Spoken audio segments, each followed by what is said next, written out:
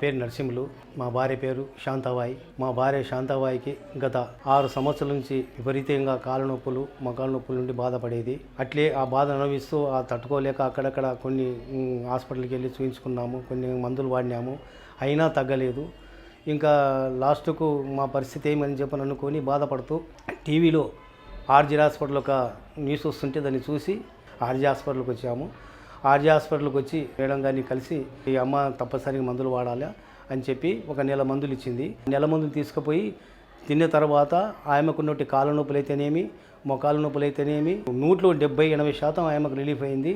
ఆమె రిలీఫ్ అయినందుకు నేను చాలా సంతోషంగా ఇదవుతున్నాను. ఆర్జీ హాస్పిటల్ మేడం గారికి, డాక్టర్ అమ్మ గారికి, ఆర్జీ సిబ్బందికి అందరికీ నా యొక్క ధన్యవాదాలు.